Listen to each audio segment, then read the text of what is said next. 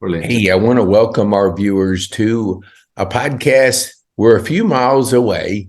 You look at that background, and you're going to see that he's not in Kennesaw. He's across the world. So, Neil, welcome back. This is geek time for me. I love it.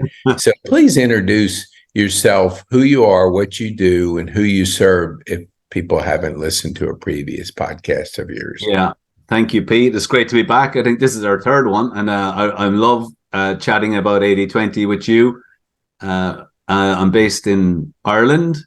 I've spent time in the US, in Florida. I spent time in London. I travel a bit, but I'm back in Ireland now for quite a while, and I trained as an accountant, a cost accountant, but led me on to profitability, led me on to 80/20, which I totally love, the whales and sardines, and knowing your most profitable customers and those that are losing money. So, but once I discovered 80/20, at the time I was working as an accountant, but I knew that my days were numbered once I discovered 80/20. I've had my own consulting business for the last 20 years. I call myself a recovering accountant because there's no getting away from numbers. And I help businesses identify the most profitable whales, the loss-making sardines, and then we put together a strategy. It's what you do with that information. Taking out a negative sardine, replacing with a positive whale, has a massive positive impact on profitability. I've seen businesses double their profits in 6 months, 9 months, 12 months when they start changing that mix. So I've worked with a lot of engineers and accountants and all kinds of businesses. And I just love preaching the gospel of 80/20 and whales and sardines.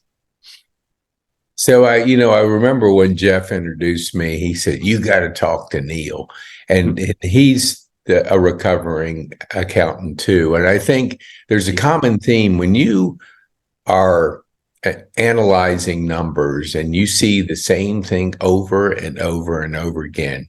You're able to identify patterns, and the difference between what I have always heard and always geeked out on 80/20 is how you communicate to people the sardines and the whales concept, because I think our brain is pictures, is color pictures. Unfortunately, Jeff is colorblind. So we always go back and forth because he'll put black out there and I'm going, no, let's put some color in it. Yeah. I appreciated when I heard that first one and we started talking, and you have graphically, you're off the chart for the brain for graphics. So I don't want to get us off track, but I want just to help our viewers understand the concept of 80/20 has been around for a long, long time. But the concept, the way you explain it with whales and sardines is totally unique. So I'm going to just throw it back to you and let you educate our viewers. Yeah, and I'll bring up a graph in a moment because you said it's important to have visual, I think, for people who are watching. Yeah. So Alfredo Pareto, who came up with the principle, that's back in the 19th century. I'll tell you how long. It's around over 200 years. So, and it's a naturally occurring law. It's everywhere you look. If you look at, open up your wardrobe in the morning to pick out some clothes, we all have favorite items of clothing, don't we? And some stuff is never worn. So like we probably wear 10% of our clothes 90% of the time, 80/20, it's everywhere. And in business, it applies to profitability. The most important thing to me is profitability, not just sales. You need to look at the profitability. You might have sometimes the biggest customer, biggest client can be losing money, because you're putting more time and effort into looking after them than they're paying you in sales. So I'm all about the profitability. What you do is you take your profit and loss for any period of time for a business and you split it out so you have a net profit and net loss by client.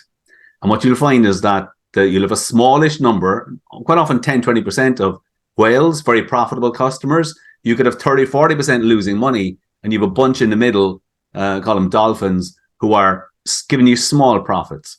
So what you want to do is you want to identify your profitable whales and your sardines, and then you can build a whole strategy around that, Pete. You can start off. The easiest thing to do is you want to sell more to your existing whales. Then you want to focus your marketing. You're not doing a scattergun going after anybody. Somebody goes to a network meeting and they go, what's a good referral for you? Oh, anyone. You don't want that. You want specific. So, for example, for an IT company I worked with, their whales were solicitors or lawyers. Yeah. So they want to focus their marketing on those. The printer was hospitals. So the printer goes, I don't want cafes. I want hospitals. Yeah. So you get laser focused on your most profitable whales because you want more of them. And at the same time, you want to filter out the sardines. And that's something we're going to talk about more today. There's different ways of doing it.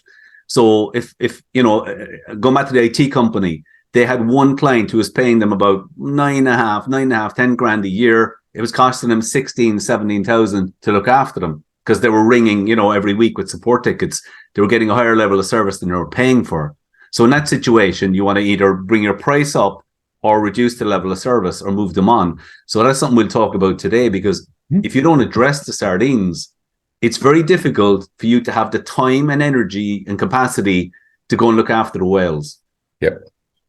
Yeah, energy is, I think, overlooked because we have a certain amount. I would tell people you're given like 100 units of energy a day. Yeah. How do you spend that energy? Are you spending it with your sardines, which is going to deplete that, or are you spending it with your whales? So I love the idea that you just said that, talking more about the sardine challenge. Yes. And I mean, you talk about energy, and I listened to the last podcast, Pete. You made a very good point about energy, like you're making just there. We only have so much. And, in his book, Richard Koch, the 80-20 principle, that book that kind of popularized 80-20, it came out 20 years ago. He talks a lot about business, but then in the second part of the book, he actually talks about 80-20, how it applies to our personal lives and even our friends. Okay. And, I was thinking we probably all have, hopefully we have nice friends who we go and meet, and, it's a nice experience because we're reminiscing and we're laughing and do. But then maybe we have other friends who are like, some people call them, energy vampires? Like, these people who, okay, they're never happy. They're always complaining about the government and their kids and their boss and whatever. And like, you can meet someone for coffee and you leave the cafe and you're like, you're like, your body's down here because you're drained from dealing with them. But you see, if you think about business, the sardines can have the same impact on us. They can drain our energy and our time and our resources, not just us, but our people, so that we have less time to look after the sardines. And that's the thing I really want to talk about today. And actually, there's a brilliant example of that. A lot of your listeners might have heard of Tim Ferriss in the 4-Hour Workweek. And I know that story in there. I actually grabbed the book this morning just to refresh my memory on it. And I have an early version of the book. It's around page 70. He starts talking about the Pareto principle for a few pages. So before Tim Ferriss, before he was kind of famous, okay, Tim was just a regular guy. He had a wholesale business. And he was describing how he had customers in, he's based in the US, okay, but he had customers in Europe. So he's up early in the morning to deal with them. Then kind of 9 to 5, he was dealing with the US. And then he had customers in Japan. So in nighttime, he was dealing with them. So you can imagine, he said he was working 15-hour days, 7 days a week, okay? He was burnt out. Because he was looking out, he was treating he had 120 customers. He was treating them all the same. So he was heading for breakdown, meltdown, whatever you want to call it, okay? He said, it can't go on like this. What did he do? He said he took a day off, okay, maybe a Sunday or something. He said, I'm going to analyze my customers. So what he realized is that of his 120 customers, 5 of them were giving him 95% of his sales. Wow. 5 of 120. Crazy. Okay. So he said, hang on now, this is crazy. I'm spending all these hours chasing the 115 customers who are giving me 5% of my sales. Because until he did the analysis, in his head, they were all the same. After the analysis, look, like I often say, Pete, it's like getting a new pair of glasses, okay? Tim Ferriss no longer looked at his customers the same way. He contacted 115. So instead of chasing them, do you want to order something this month? Sent them a message. If you want to order, you email in. All right, okay? You email in your order and that's it. No more chasing these people. And he focused on the 5. But here's an interesting thing. Of the 5 whales, there was, I'm going to rephrase that, his 5 biggest customers, okay? Because the whales is the profitability. Of his 5, 2 of them he described as a pain to deal with, okay? They were like, these are people who would say, I've started a fire, but I want you to put it out. Okay. Mm-hmm. So he contacted those people, and they were kind of rude to deal with and so on. He contacted them and said, I'm not putting up with this anymore. Here's the new way we're going to operate. Do. Now, they didn't like it, but one of them stayed with him and the other one left. So now of his 5 biggest customers, he had 4 left, but they were like still probably 90% of his sales. So by changing how he dealt with his smaller customers, the sardines, it freed him up. Now he looked at his biggest whales and he went after more of them, which is the second strategy. Is you want to focus your marketing and get more like them. He went and got another 4 customers, just like his biggest one. And within a few months, his sales had doubled. And he reduced his hours to 15, not 4 hours a week, okay, like his book, but 15. He went from 80-hour weeks down to 15. That was possible because he changed how he interacted and dealt with his smaller customers. That freed up his time to look after his whales and to find new whales. Neil, I love that you brought Tim Ferriss's book up, because when I was really busy, working unbelievable hours.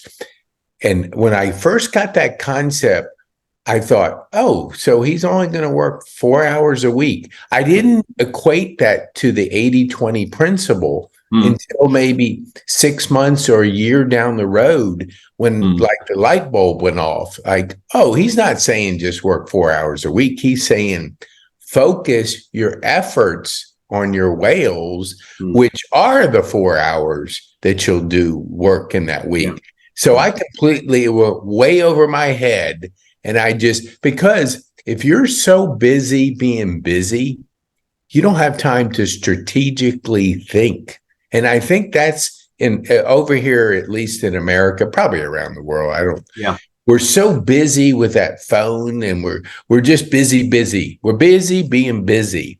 So I love it when you say analyze, put that analysis together to strategically look at your business and make better decisions, which are where you focus your time on effort, marketing, and and just everything, because then it starts to transform your business. So tell us a little bit more about, I love how you're digging a little deeper into the sardine concept. Yes, absolutely. And Tim Ferriss is a great example, and I've plenty more. Like, I have examples of both. I have examples of people I did the analysis for who took decisive action on their sardines, and then unfortunately there's others who didn't, and they still got good results, but they didn't get the same impact as the people who really took the action. I think last week, I was talking about the accountant. I worked with a couple of accountants who really took decisive action. If you remember the numbers from last week, there was, I think the accountant had like 650 clients. His biggest clients, 9% of customers were giving 52%. So less than 10% of clients were giving just over half the sales. But then the smaller ones, I think it was 42% of clients were only giving 6%. 6%. Right. So that's I know crazy. You were amazed at those stats, and I have loads of examples like that. So in fairness, both accountants took decisive action. What can happen here is you can actually sell if you want to. If you're a CPA or an accountant, you can sell on your smaller clients and you'll get 1 year's fees. So I think it was like about 80 grand that the accountant got. But imagine freeing up your headspace from having 650. I think they got rid of like 200. They kept the smallish number. I think it was like 260 or something they got rid of. But imagine that. Imagine getting rid of, here's 260 clients we don't have to worry about and spend time on. And because it does, no matter what no matter what way you look at it, those clients are going to take up time and headspace for everyone who deals with them. Yeah, I think we touched on it. I've been involved with 2 private equity acquisitions by KKR, Nabisco, and US Foods. And the first thing, I was in management the second time, so I got a chance to interact with their mindset and philosophy. The first thing that we did, they called them fleas, dog with fleas. Yeah. So, everybody has a term, but your terms are so visual. is we started implementing that from management down to the sales force. So we weren't having our salespeople have all these accounts that are dogged with fleas, because in food service, you're chasing numbers because they want to get certain. So the sales reps are really going after those restaurants that eat their time up, eat their aggravation up. And so if that energy is focused on that, you're not going to be able to take care of that big client that just is bringing in all your profit. And you're so drained, because food service is a tough business, because restaurants are very demanding, and it's just the nature of it. So yes. But I just I thought that was kind of neat that the first thing that private equities do is, analyze the customer base and how can they shift the thinking for the clients that they bought to focus on the whale concept. Exactly. And I was on a call with I run a mastermind group with accountants in England, and I was on a call a few months ago, and one of the women on the call, she's got I think she has 350 clients or something, this accountant. She's I think 6 or 7 people working for her. And she was giving us an update at the start of our monthly meeting, and she was saying, oh yeah, so I got an email from a client yesterday, and they had a tax query, and I sorted it out in about half an hour, and they were really happy, and so on. And kind of I was listening to this and kind of going, all right, and tell me how much, I'm just curious. Do you mind me asking, how much was that client paying you every year? So she was, I think she said about £600, okay. And how often would they contact you like that? And, apparently, they're a high maintenance client. So, she was complaining then about being totally rushed off her feet, not having time, really working long hours, not having time to strategize, like you just said, and so on. And no, that's a lose-win situation to me. It's great for her clients. So she kind of dropped what she was doing to respond to the query, but it was a sardine client. If it was a whale client, it's different. And this is the nub of it, I suppose, is if we don't categorize our clients and decide how we're going to respond to them, then the sardines will take up. If you let them, they will take up your headspace. They'll take up your resources. Now, she couldn't see. Now, in a way, you could say, well, a lot of business owners would say, well, isn't that great? Your client got really good service. Yeah, but if they contact you once a month and every call is half an hour, that's half an hour of your time, and it's your rent and your insurance and your phone and everything else, you have to allocate a chunk of your overhead to that call, and they contact you every month and they have a query, but they're only paying you €500. They'll be costing you 1,000, 1,500, 2,000. And this is the danger for any business that has a large number of clients of not addressing the sardines. You need to address it. You need to know when that email pings, and this is the question I was going to maybe put out to your listeners or viewers, because we want this to be relevant for them. If they go into their business tomorrow morning, let's say, and let's just say it's a business that has a large number of clients, and they start getting queries from those clients, how do they respond? Yeah. Are they like that accountant who, and I can see a lot of business owners doing the same, because it's this, instead of looking at their clients like my graph is the whales are green and the dolphins are orange and the sardines are red. Now, if you know that and you're clear in your head, and at that one page where I'll show you there in a while about, I think every business should have a clear, here's our whales, have it written out, here's our sardines, and have it prominent so everyone knows it. If that's up here and people are aware of it, then ping, that email comes in, that should determine how you respond.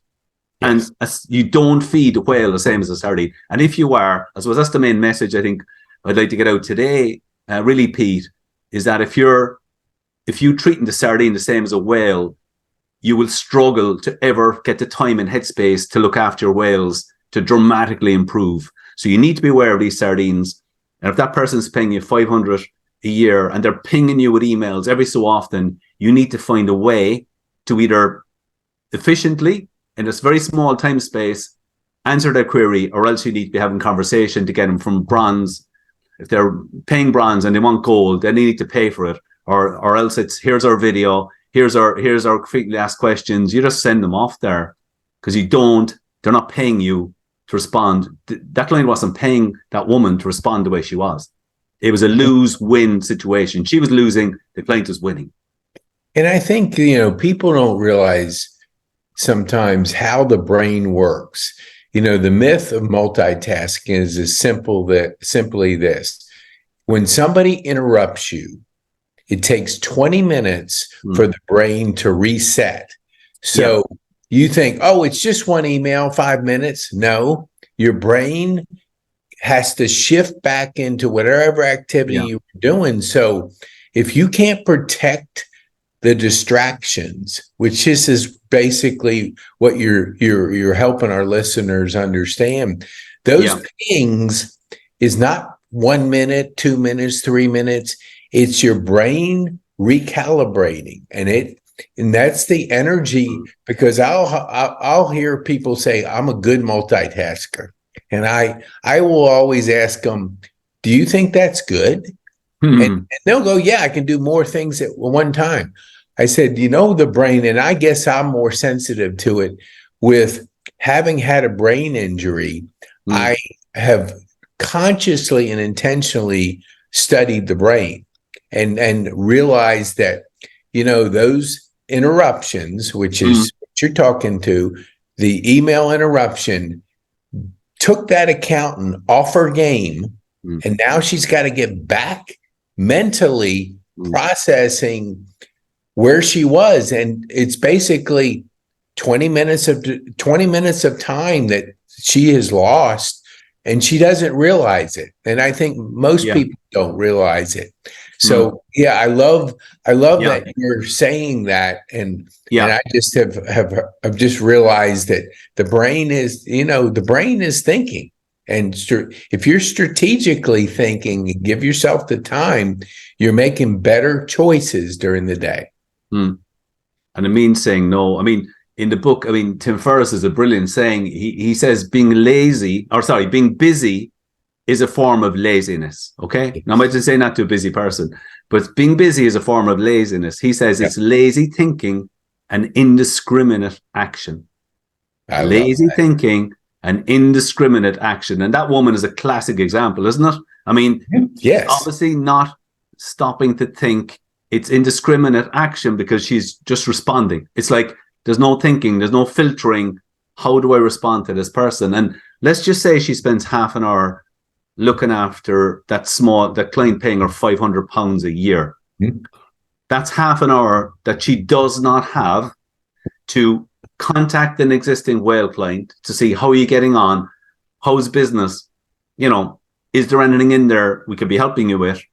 Or to maybe market. Let's just say I want the IT company is going after solicitors, lawyers. So that half hour, if they didn't respond to that, they could say, maybe I go on to LinkedIn. Maybe I talked about an existing lawyer about a referral. Do they know other lawyers? I'm just going to get on the phone. So our time is limited.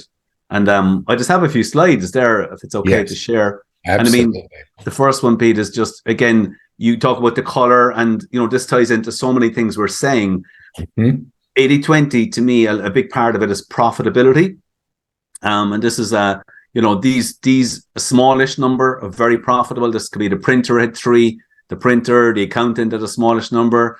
The orange, we call these orange or dolphins, small profits, and then the reds are losing money.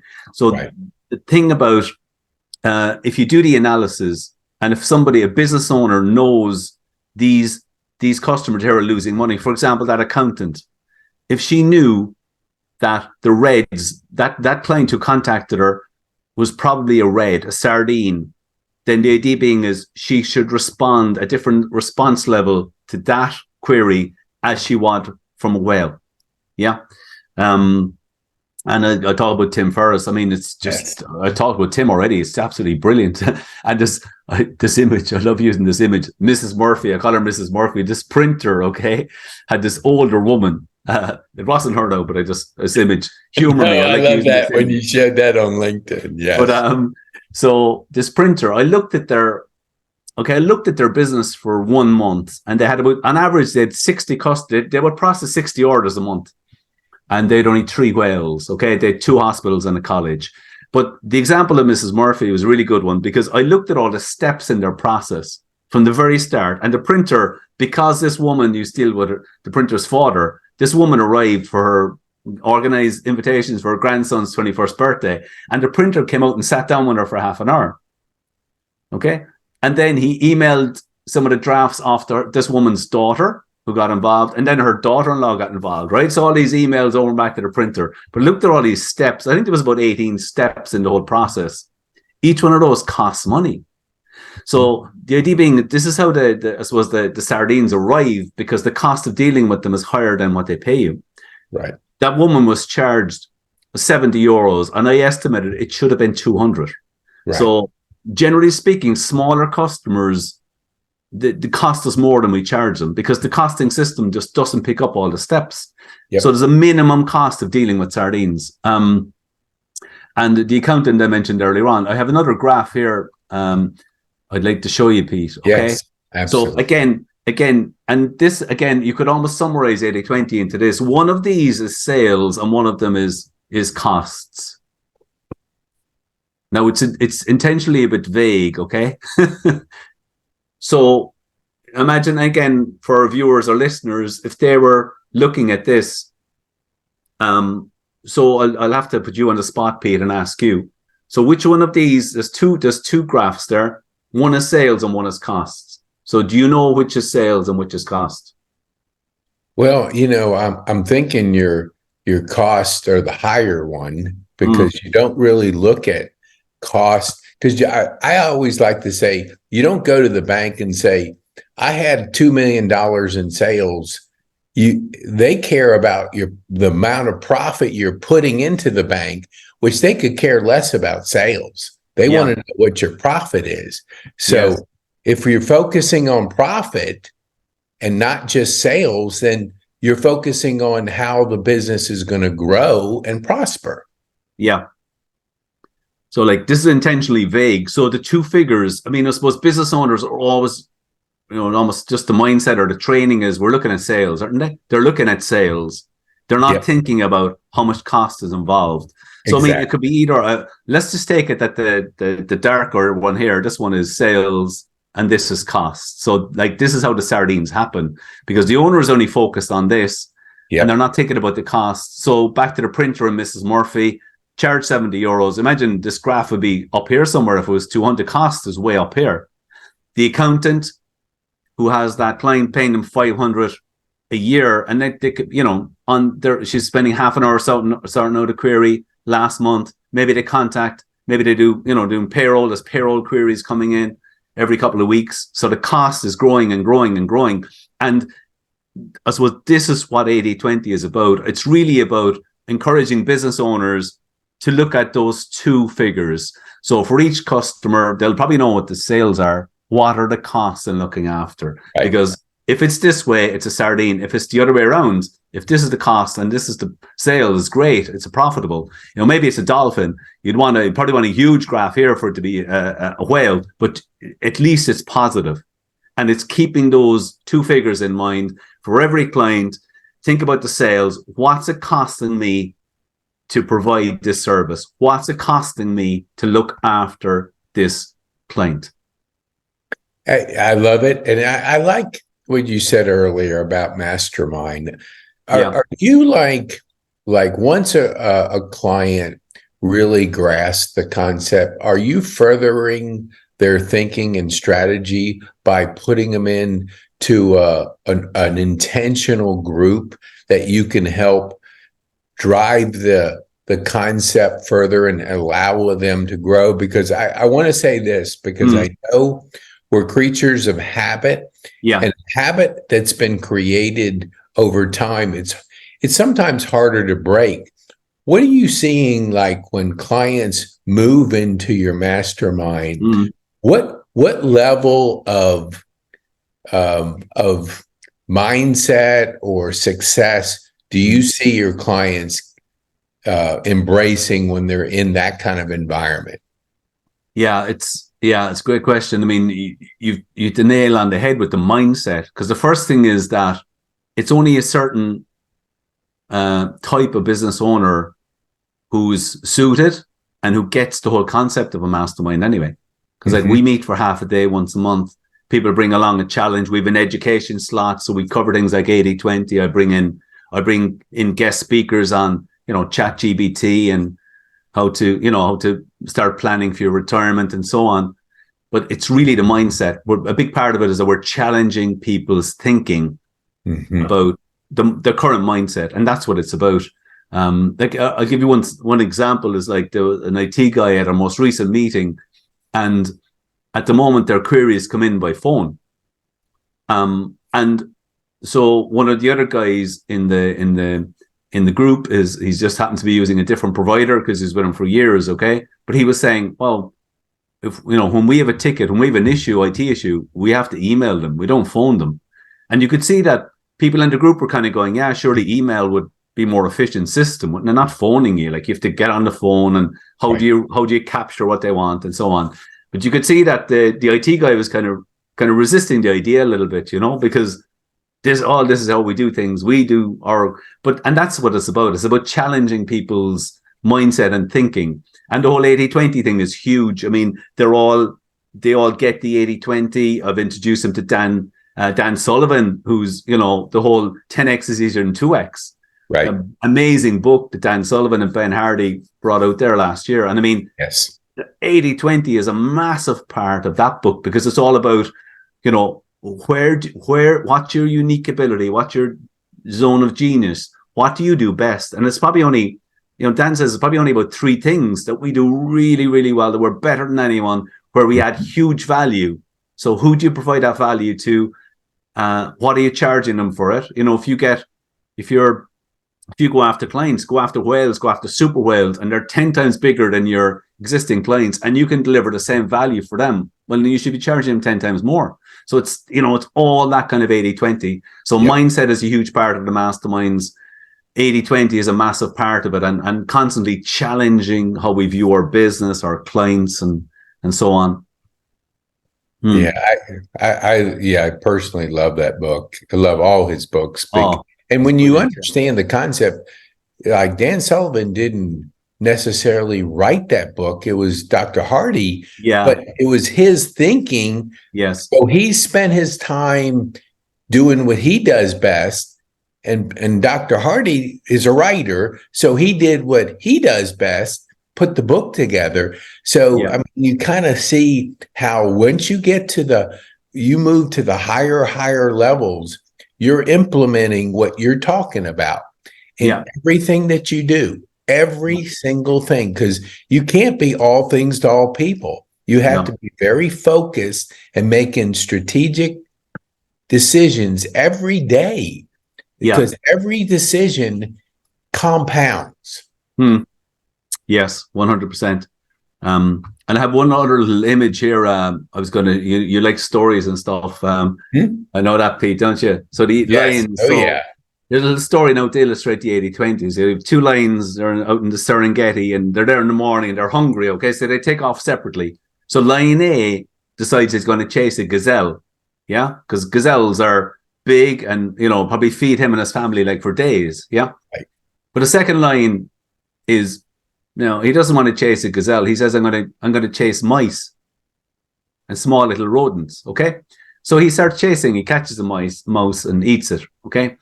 But what the lion doesn't understand is that he expends more energy catching that mouse than he gets from the mouse. Yeah. Right. So there's more units of energy to catch him than he gets from eating it. Now, if the second lion keeps doing that, he's going to die. Okay. Because there's more resources being spent than he's getting. And that's a bit like the sardines. If a business is all sardines, or if you keep dealing with them, you're spending more time and energy than you're getting back. So that's just a little image there. I know you like. I love it. I love it because it's right in our face, that choice that each lion is making. Yeah. And one's going to die, one's going to survive. And it's almost like your business. Do you want to feast on the mouse, or do you want to feast on the gazelle or the big meat, and it's going to feed your family? Yeah.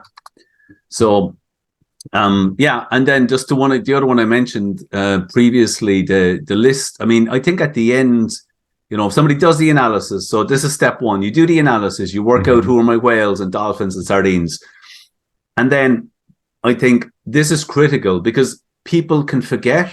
Like, you work it out, you tell, like, and here's the list for the accountant, one of these accountants. So the whales were, if they did value-added advice like pensions and tax for somebody, they could charge them more because, like, you're saving people, they're reducing their tax bill and so on. And the larger compliance is their annual accounts. So doing accounts for large businesses were profitable. The sardines were what I call small compliance. So the person who owns a rental property, you're charging them €300, but because they're not sending in their information on time, you're chasing them, putting time into them, and their extra queries and all this, right? So there's two graphs that are off because your cost graph now is higher than your sales graph. Yeah. And then some larger clients, they're large in sales and fees, but unfortunately their cost is also big, and the cost is bigger. Okay. So an accountant could have a client who's paying them $20,000 a year, but they're costing them $30,000. Yeah. And again, it's looking at two sides. You can't just look at the sales. You have to be looking at the cost. Most business owners don't do that. So the point about this list, Pete, is that I think this should be this has to be visible in the business. People, I think business owners, we're busy and so on, and they work this out. And then unfortunately, they're busy in their everyday lives and they can forget about it. And the danger is that they keep servicing the sardines. And the other thing is they keep taking on new ones, which you don't really want to be doing. If you know somebody's losing you money, you don't want to be taking on another one, do you? If they're just like them. So, like, that the accountant who had that person who was always phoning with queries and so on, let's just say it was a plumber, okay? So the accountant probably knows, and I have spoken to accountants who said to me they don't take on any small construction people because they just find them, like, they just take up too much time and they're disorganized and you're chasing them, okay? So for that accountant, let's say plumbers and carpenters, small ones, were sardines. So if one of them contacts the accountant, you think they're going to say no? Well, actually, no. Look, I'm maxed out or whatever. So it's that constant reminder. I think people need that constant reminder. Yes. And I think I mentioned on the other call, there was an engineer I worked out. I've worked this out for a lot of engineers and architects. Public jobs, like for the government, it's fixed price. You go in there, you might find the spec is all wrong. They're pouring in loads of time and hours, losing their shirt. I've seen it numerous times. So public jobs for a lot of architects and engineers are sardines, and I've worked it out for them. But then they forget about it, and I go back to them a year later, and they're still taking on new jobs. And I'm like, I'm tearing my hair out. What are you doing? What are you doing? These are sardines. You lose money on them. Why would you take it on? And the answer to that is they're just, they have sales targets. So I have to get my sales target. They're thinking about the sales. They're not thinking about the cost. The second part of that is, so it can be frustrating. And that's why this one pager is so important. If somebody does the analysis, you keep it on your wall, keep it there where everybody can see it, so that you're responding in terms of looking after the whales, minimize your time on the sardines, and then filter out the sardines. If they're coming to you, you want to filter them out. You don't really want to be dealing with them, and you want to be proactively going after more whales, whatever that is, for your business. I love the way you frame things, and the mindset is so important. So as we wind down, I want you, because I know our viewers are going to want to really get a hold of and grasp this concept. So how can people, one, do business with you? Because I know now globally, it doesn't matter where you live. So tell our viewers how they can get a hold of you to start that journey, because that journey starts with what you just described. Yeah, sure. I mean, look, Pete, thanks, Pete. I'm on LinkedIn. Neil O'Brien. My email is neil@quantum.ie. If anybody wants to contact me, I'm happy to have a chat. I'm always happy to talk about 80/20. Yeah, absolutely. And sure. We'll put it in the show notes for those that are driving and listening to just the audio part. So I want people, and I want to challenge our viewers, share this video with people that that are kind of not understanding the importance of that analysis and really creating a mindset of growth. And I think it gets down to, do you want to grow your business or do you want to stay stagnant and have the same thinking you've had leading up to this point? And I think growth mindset is always the best way to choose, but we have a choice. And that choice is, do you understand what you described here, the whales and the sardines, and how are you going to structure your business for growth versus, the cost out of control, the focus on sardines, too much of your time. So what would you want our viewers to take home from this podcast? What would be the one thing you would want to leave them with? Yeah, I think it's the example from Tim Ferriss, really, the 4-hour work week. If you think about it, he was working 80-hour weeks. He was treating all his 120 customers the same. It's only when Tim worked it out and realized actually 5 of them were giving me 95%. It's how he changed dealing with the sardines. He totally changed the 115. So instead of putting time into chasing them, he said, you email me. And I think the message today really, Pete, is even if you don't want to fire them, you need to change how you interact. You need to reduce your time and energy that you spend on those sardines to free it up, that you go and focus on your whales. And because Tim Ferriss, a few months later, Tim Ferriss had doubled his sales and so on. But it was only by changing how he interacted with his sardines and reducing his time that gave him the time and space and headspace and energy to grow his whales and massively grow his business. Awesome. Thank you, Neil. I appreciate you bringing us the sardine concept, because I love it that, we help our viewers really think differently. And I want them to also, follow you and engage with you on LinkedIn. But also, if you have a question for their next podcast, put it in there. Let us know. And Neil will dig a little bit deeper into really helping you understand maybe something that you're having that mental gymnastics and you haven't got a clear picture on what the answer is, and you would want Neil to further, talk about that question. Yes, 100%. Okay. Well, thank you, Neil. Hey, we look forward to having you back. I mean, I'm geek out on this. My editor is going to say, Pete, you can't talk this long on video, but hey, I can't get enough of it. So thank you, Neil, for being with us on this podcast. Thank you very much, Pete. We'll talk soon. Okay. Thank you.